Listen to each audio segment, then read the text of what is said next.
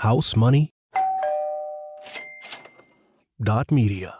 Welcome to Real Estate Maximalist. Today is 23-year-old Nate Real Estate. We met on Twitter. That's the letter N with the number 8. Real Estate. You're going to learn a ton from him. He started at the age of 21, so just 2 years ago, sending out mailers, driving for dollars, not a whole lot of money in his pocket, and he ends up buying 2 deals at the same time, raising money through hard money and personal loans and private money. He even does some seller financing to get the deals done. He does it all, and he admits, I didn't know much. I just read a bunch of books and I got started, which is maybe where you're stuck right now, where you know a lot, but have you gotten started? Nate just ripped off the Band-Aid and jumped in, and now he's a successful real estate investor. You have to hear his story. It's motivating. It's educational. Let's get to it.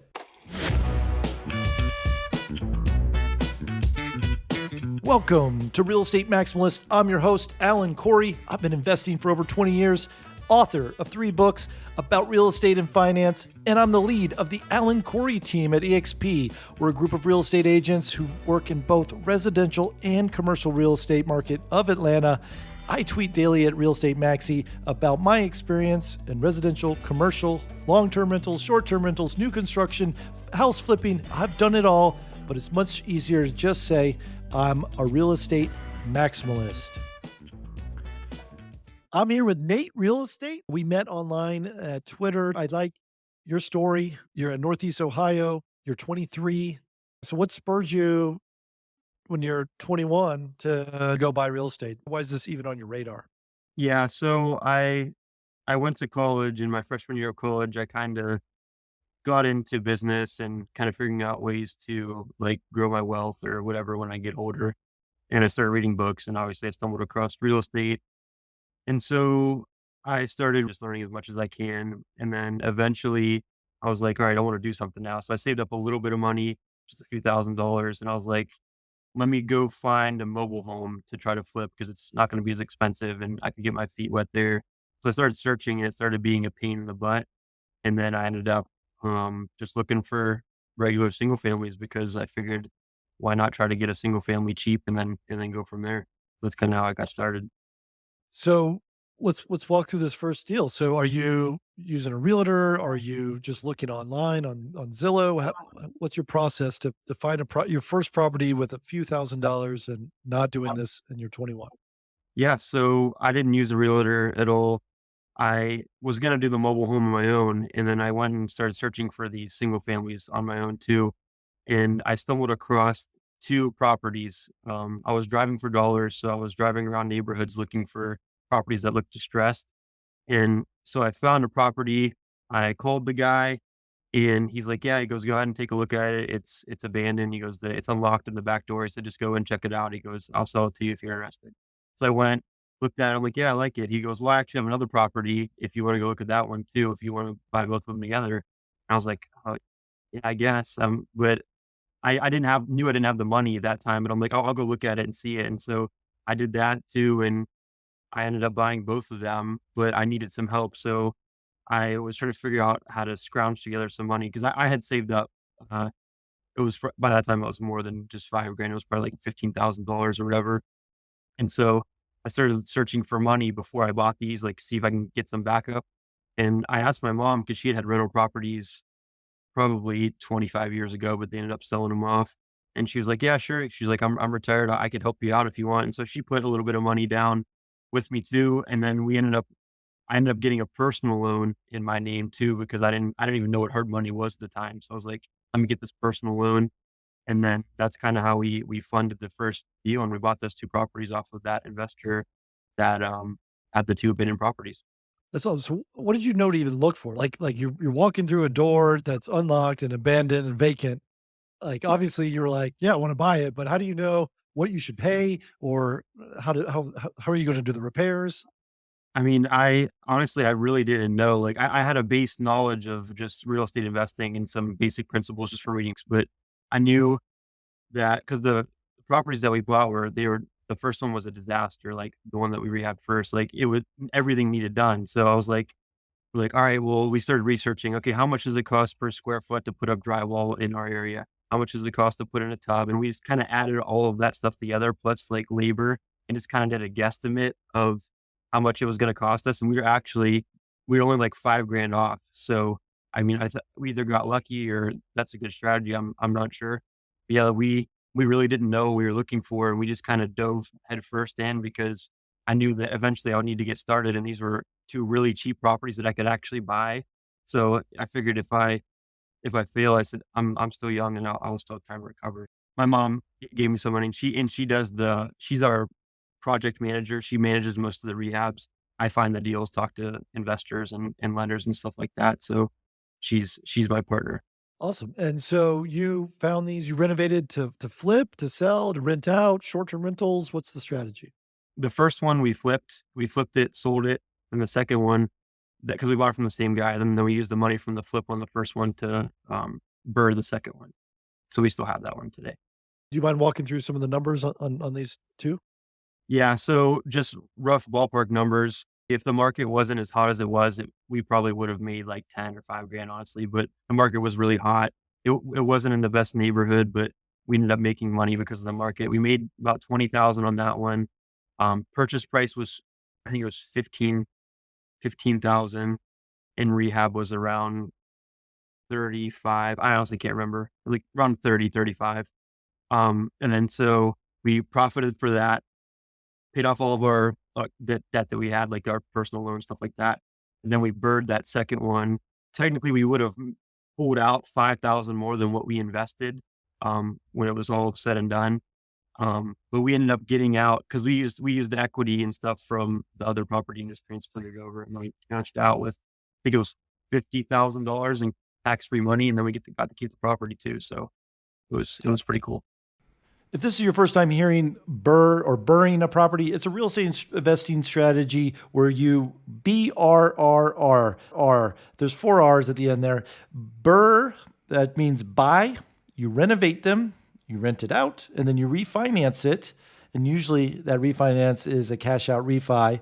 And then you repeat. You take that money that you pulled out of the property and repeat it. And you can do that because during the BRRRR, the renovation process, you are adding value, the sweat equity for the value of the property. And once you add value, you can get a bigger loan. And then that bigger loan pays off your previous loan and some cash at closing. That's called the BRRRR method. And you're recycling the same money over and over again. It's a great strategy for newer and seasoned house flippers. So if you're interested in house flipping, really, really dig into the BRRRR strategy here that Nate's talking about. So yeah, so it sounds like you sold the first one around $50,000, $60,000, and your second one appraised for about the same. No, the second one appraised for it was 110, I think, or 109 or 105 Oh, around there. nice.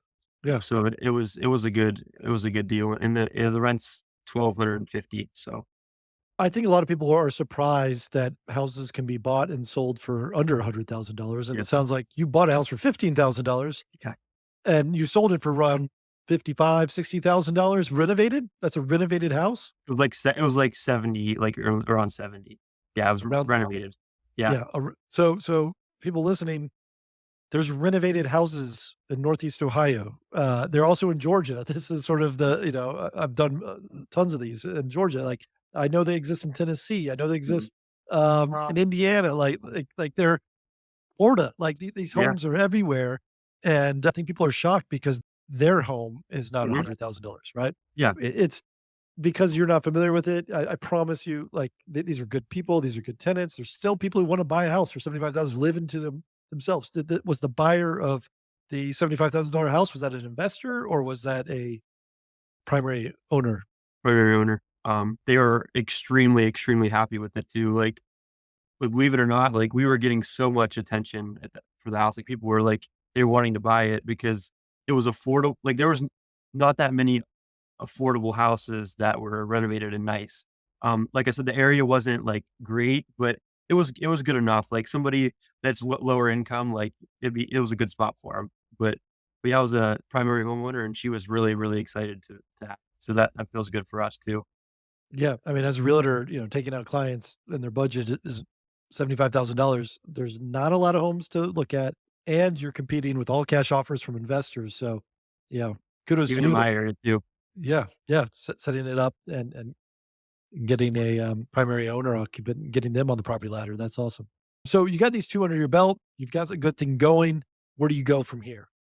Yeah. So then we ended up we bought 2 duplexes off market, seller financed. The first one we bought, it was in a really nice area, and it was a duplex. They're occupied by tenants, and so we got them through our mailers. Now, we sent out mailers to every single duplex and triplex owner in our county. So there's honestly not that many, but we just sent it out to all of them in our county.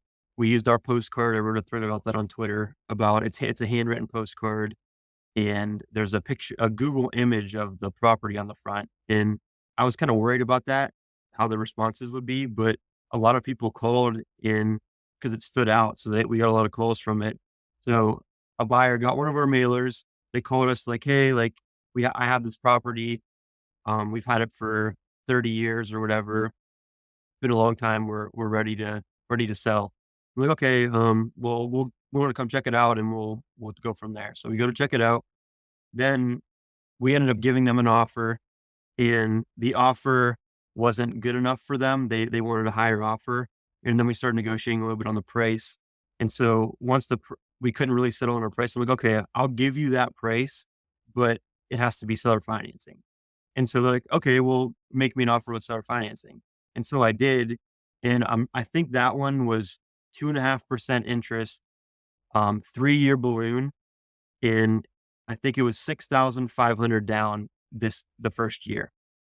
And he wanted a lot of money down, but I didn't want to bring that much money down right now because I had this other duplex in the pipeline. So I wanted to kind of save some of my money. And what the deal was, he would give him 6,500 down every year for the next 2 years. So like we give it to him this year, then we'll give it to him next year. Then on the third year, the balloons due. But the payments are amortized over is either 12 or 15 years. So the payments are really, really principal intensive. So we're paying down a ton of principal over these 3 years. So when we go to refinance, there's going to be absolutely no problem with us getting what we need because even if say the market goes down or interest rates go up, it's not going to matter because we're going to have paid so much principal down in these 3 years. So the price point that he wanted, which Mhm. you said was a little higher than you wanted to Mhm. pay, with the terms you provided, it was still a cash flowing duplex? Yeah. We're not killing it by any means, but it's still cash flowing a little bit and it's in a really good area. So, and we got a pretty good deal on it. Like we paid 120 for it. It's probably worth at least 140, maybe even 150. It's the only duplex in the neighborhood. It's like in a country club area. Like all the houses are really nice. So it was worth it to not cash flow as much because it was a nicer property for our area. Yeah, the seller financing terms sound amazing. And what are you able to rent this for? Mhm. So right now we're kind of in the transition with them. We told them that we'd keep the rents at, um, they were paying 400 when we got it each. So, which is like the market rent's probably like $800 or 750. It's like, "Hey, like we're going to bump you up to 600, both of you, um, for the rest of the 6 months." Cause that was whatever, cause their leases were month to month. We said we give them 6 months. That way they can move out if they want. Cause we notified them that we're probably going to bump the rents again after that 6 months. So market rent, I mean, you could rent it for 1,600, but we're only renting it out for 1,200 right now because we didn't want to, um, jack the rents up that high. I mean, that's kind of hard to stomach when your rent gets doubled and, just somebody just comes in and doubles your rent. So How do you handle inheriting tenants?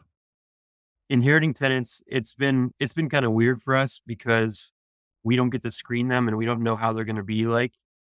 So what we did was we meet with them individually. We meet with each one individually. And so we say, "Hey, like we're the new property owners." And then we're like, "Hey, like, is there any improvements that need to be done that have been put off? Like what do you want us to know about the property? Whatever, like what is done in the past." So they give us some feedback on some stuff that needs fixed. So we like to fix that for them to start off on a good note and some things that might need done that they never mentioned to their landlords. And then we have them sign our lease because a lot of times tenants are month to month on the properties that we're acquiring. So we have them sign our lease, go over the lease, and we like I said, we do the 6 month thing with bumping the rent up a little bit because both properties that we've inherited tenants at, the market rents were literally half market because we don't want to put anybody in a bad situation when we don't have to. Now, do you find that the tenants are surprised that they're paying under market rent? It's half and half. Some are like, "Yeah, I know, I'm pretty much living for free here." And others are like, "You can't that's been my rent for the last 10 years. You can't raise my rent on me." We're like, "Well, I mean, if you look how expensive everything is, I mean, the people that we're buying the property off of paid $20,000 for the property, you know what I mean? And we paid 100. So, I mean, it's a big difference. We have a higher mortgage. They didn't have a mortgage.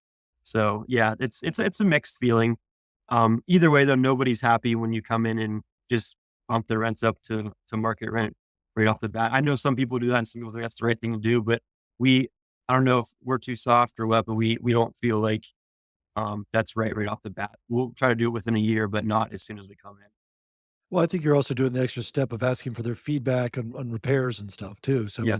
they see the work that you're doing, and that obviously has cost. And Yeah. it's like, and then it sounds like you'll do the little step ladder. And once it is at market rent, that's when you do your cash out refi. Exactly. Yep. Exactly.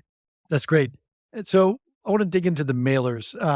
How do you find all the duplex and triplex owners in your county? So each county is different. And so it's either called a county auditor or a county assessor. So ours is called a county auditor. And so you go on the county auditor website, and sometimes, if you're lucky, your county auditor will let you filter by property type. But you might have to go under sales. So like you search the sales, then you can filter by the property type. So you filter by duplex and triplex, and they'll then filter like the last, I don't know, like 100 years or whatever. And it's going to show like every duplex and triplex in the area. And then so you go there, and that's how you get the list of all the duplex and triplex owners in the area through your county auditor or assessor. So it doesn't cost anything, Nope. It costs $1. and you just download an Excel sheet. So some counties will let you download an Excel sheet. Mine doesn't. It's very like archaic and old. So I hired a VA off of Upwork and from the Philippines, and he did a really good job for us. And you have to manually go in and click on each parcel and transfer the data over to an Excel sheet. So that's how we ended up getting the list of all the duplex and triplex owners. How much did it cost? I'm pretty sure we only paid him like $300, and he knocked it out quick. And he was so happy. I gave him a tip too. I think I gave him like a $25 to $30 tip or whatever. And he was really happy. He goes, "Let me know if you have any more work." And so we've used him a few times since then. That's awesome. So you download this list. You're $300 at this point. This Mhm. is your lead generation. You don't know where this is going to go. Are you hiring a service to mail things out as well? Are you handwriting them? Yeah, we have a service. It's called Yellow Letters Complete. They have those handwritten mailers with the Google image on the front, and we sent out like 500 some mailers, and it cost us like $500. So we're only like $800 all in for our marketing costs. And what do the mailers say? On the front, it has the Google Street View image, and it says, "We buy cash, no repairs required," like all that like buzzword stuff that people like to see. And then on the back, it just says, "Hi, my name's Nate. Me and my mom buy properties in the area. We live in the area." I make sure I say that we live in the area too, so they know that we're local, because a lot of the people in our area don't want to deal with out of state investors, or they don't want to deal with wholesalers from California or whatever. So we say that, and it say, "We didn't notice that you might own property address that we're mailing to. And if you'd be interested in selling, we'd love to take a look at your house," or whatever. And then I put the phone number and say, "Give us a call if you get a chance." That's pretty much it. And it seems, I would imagine, you're not actually mailing it to the address of the duplex or triplex, because landlord doesn't live there. Yep. So how do you know where to mail it? Yeah. So on your county auditor or your county assessor, there's going to be a property address and there's going to be a mailing address. The property address is the actual property of the duplex that you're looking at. The mailing address is where the taxes get sent. So you're going to want to make sure that you mail the postcard to the mailing address. Okay. You send out 500 of these, you're $800 in. What sort of response rate did you get?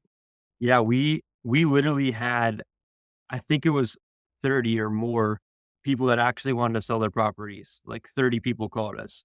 And we had like 5 or 6 people call us like and get mad at us for they thought we took a picture of their house and put it on the thing. But the Google Street image is like 10 years old though. So I mean they should have figured out that it wasn't their house. But so yeah, then we got like about 30 people, and we looked at a bunch of properties. We turned some down just because of the areas that they were in.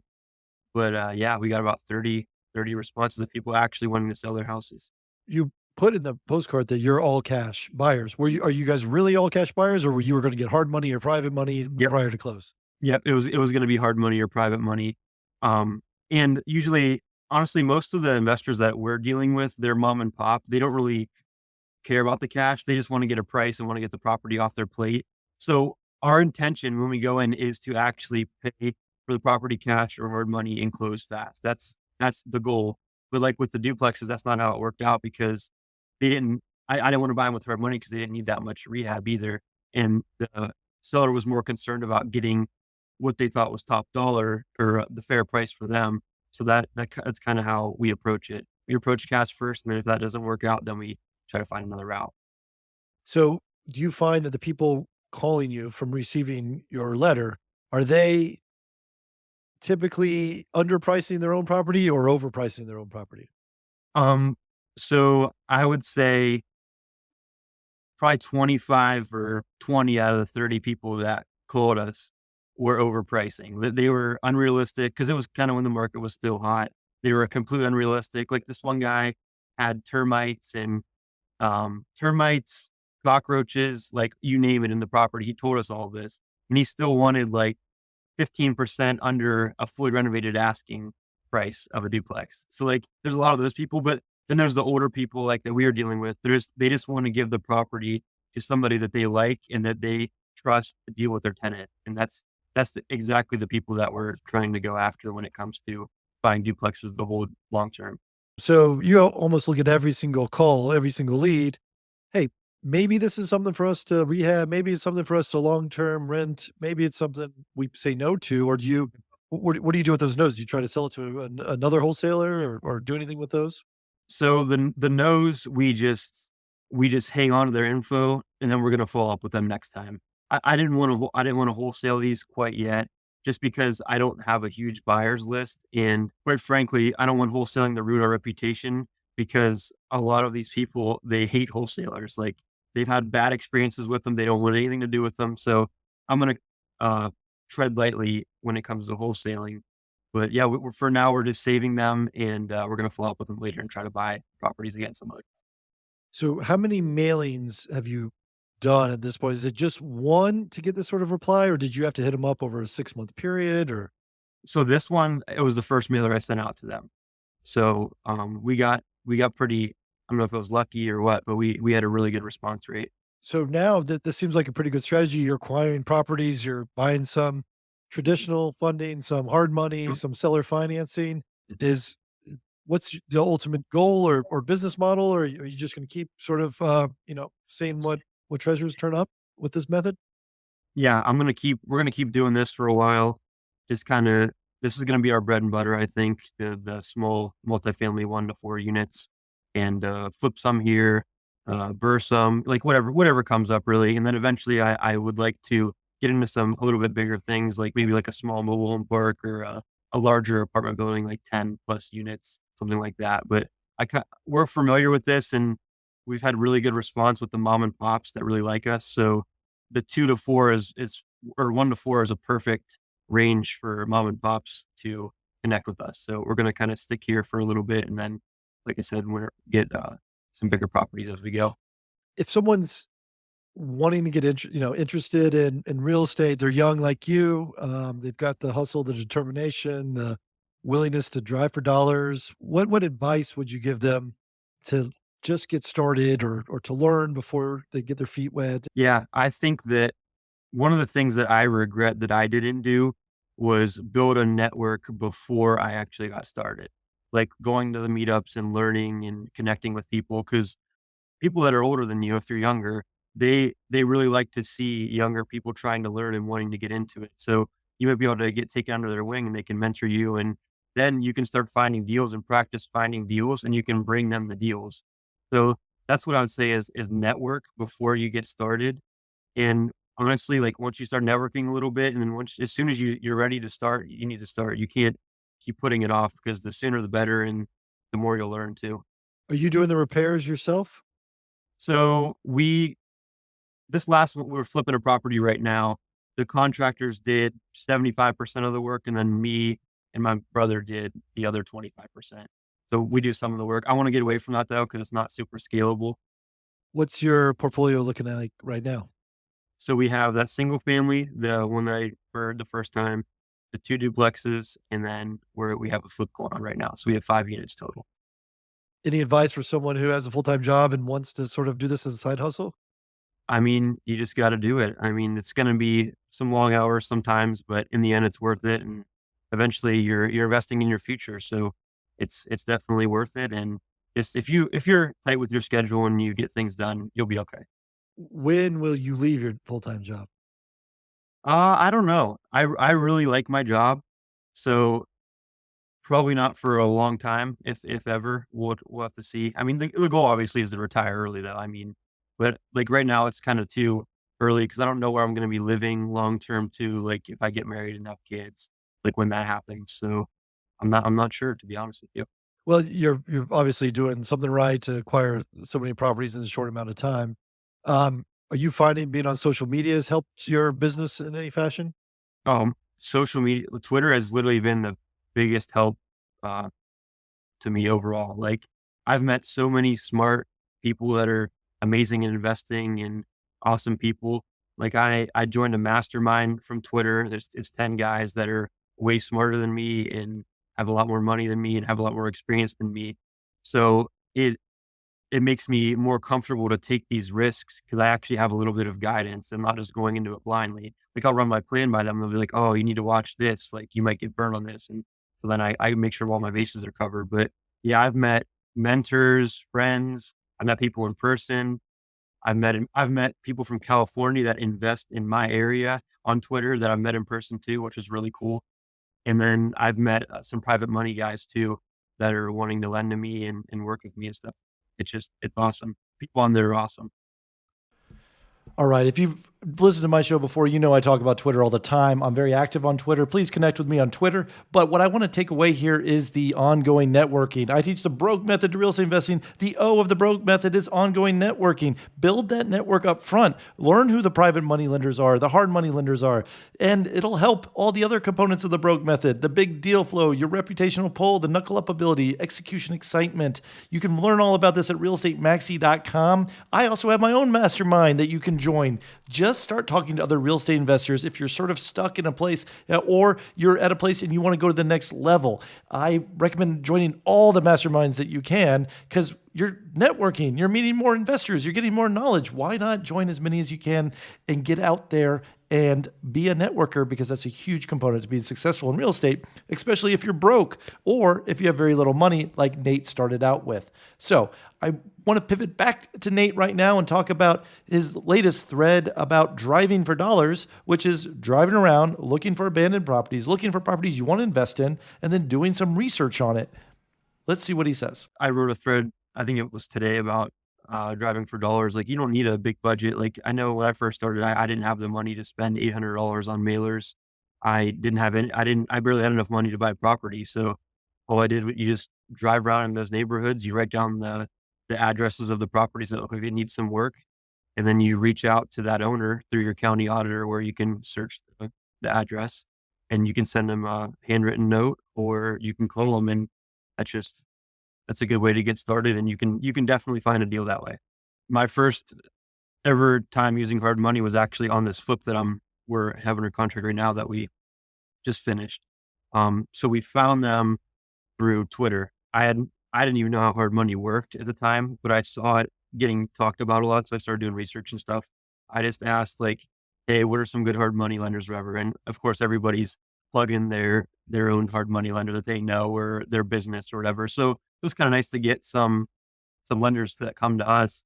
But we found a hard money lender. It's called Offer Market. How it worked, which I thought was really cool, is you can get pre-qualified on there. You can fill out the whole application, like put your credit score in, put the property address, put how much you want for the hard money, the rehab cost, all that stuff. And it gives you an interest rate and like some options to pick from. It's really, really nice. Like you can complete it. And the people that are there, we've had awesome experience with them. They honestly go above and beyond, like responding to us. And we'd never taken construction draws too. So that was kind of took a little bit getting used to. But yeah, I mean, that's how we found our money lender was off of Twitter. Do they require 20, 25% down? We put, I think it was like 15% total or something like that. It wasn't too crazy, And but what is sort of rates that you're getting through hard money recently? I got, it was in like July or August, but it was a 8.5%, uh, for 12 months, and it was like 3 points up front, I think. So, I mean, it was just pretty dang good, I thought. Mhm. Um, but I see other guys that are getting 12, 15 now because interest rates are up. But Yeah. I think what people don't understand is that you can't get money anywhere else. That's why they charge a little bit higher risk. exactly. They're taking a little bit more risk on you because maybe you're unproven or you don't have as much money in the deal. So it makes sense that it's a little bit higher rate than traditional Exactly. mortgage And rates. two, if you're going to do traditional financing, a lot of the properties that we look at, they're in shambles. Like they don't have a kitchen. They're just a mess. And so, I mean, a regular lender is not going to lend on that. And the property that we just bought, guy that was selling it, he rehabbed about half of it. He was gonna rehab the whole thing, but he stopped halfway through and wanted to get rid of it. So it was a beautiful house, but there wasn't a kitchen, like the cabinets and stuff were in. So we wouldn't have been able to get a loan on that property just because there wasn't a kitchen. But with hard money, you can get a loan on those properties. Yeah, that's a good point. So sounds like your mom was in real estate investing and then she left and you've sort of dragged her back in. Did she miss it? Does she like being back involved in it again? Or yeah. She, they had a really bad her and my dad had a really bad experience. They had a couple single families and, I think they were mismanaged whenever they were doing it because I think they were a little bit too nice on their tenants, like, let their tenants, like, I don't know, like, not pay them and things like that, and so they got out of it, but now, that we're running the business, differently than how they did it, my mom likes it. She's a great interior designer too, and I have none of that in me, so it when we're flipping properties, people love the inside of them. So that really helps and adds a lot of value, and she loves just doing the interior design and managing the contractors and things like that, other than when they're giving her problems, obviously, but she really likes it though. It fits for her, it keeps her busy since she's retired. What were some of the mistakes that she made before? Yeah, like letting tenants, they'd call, say, "Hey, like I'll pay you in the next week. Like I had something come up, my car broke down or whatever." And they just kept letting them do that. And so they were like, and they're obviously the tenants weren't telling the truth all the time. So they were not paying their rent. My parents had to cover the mortgage. The one time they had to evict the lady because she wasn't paying. And like they left a dead dog in the back shed and trashed the house on the way out. Like just not good experiences. And I think that they may have messed up screening their tenants too a little bit. They weren't as strict as they maybe should have been. But now we don't have that problem. When we screen our tenants, we're really strict and we're willing to wait on a good tenant instead of just trying to fill it because it's definitely worth it when you have those headaches. So your mom didn't have a conversation and say, Nate, do not do this because of all these horror stories. Well, she did it like I was looking for a while, like some of those mobile homes, and she's like, I don't know. She's like, I don't know. She's like, what are you gonna do with this? Are you gonna flip it or what? I'm like, I'm just gonna flip it. I'm not gonna rent this mobile home out or whatever. She's like, okay, well, you're probably just gonna want to do that if you're gonna be in real estate because of the experience that we had. And I was thinking, yeah, all right, whatever. Like I've heard all the podcasts and books about all these people building wealth and how flipping is so speculative. You don't want to be doing that. So I slowly, once she saw the houses and she saw the price, she's like, "Yeah, we'll take a shot on this." And I told her that we were just gonna flip both of them too. So I kind of tricked her a little bit. So we flipped the first one. I'm like, "All right, well, like we did good on that one, but let's maybe think about refinancing this one, not paying taxes on on the gains that we have, and then we get to rent it out, and somebody else is paying the mortgage." She's like, "Oh, we'll just do it with one. We'll give it a shot with one." And so we did that one, and it went well. And then I'm like, "Oh, look at these two properties that we just came across." And then so we ended up buying those. Nate, thank you so much for coming on the show. 23 years old, working a full-time job. Follow him right now. Nate Real Estate, the letter N, the number 8, Real Estate on Twitter.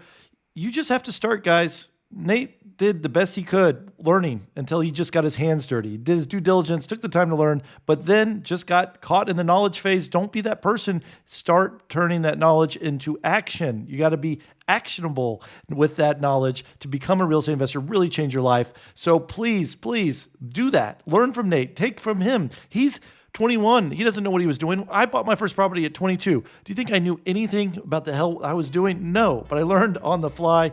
And just like Nate, I was saying, hey, I don't have much right now. So if this doesn't pan out, I'm not going to have much in the future. So I might as well try. It's better than not trying at all. And that is my motto and my way of living. Follow me at Real Estate Maxi. Go check out the Broke Method. Like I mentioned before, realestateMaxi.com. Join the newsletter, and please share this podcast with a friend, someone you think will get something out of this, whether it's learning about mailers, learning about seller financing, partnering with your parents, starting and just doing after acquiring all sorts of knowledge. Sharing this podcast with a friend would be the biggest thank you to me. Thank you for the podcast reviews, and thanks for tuning in. I'm your host, Alan Corey. I'll see you next week on Real Estate Maximalist.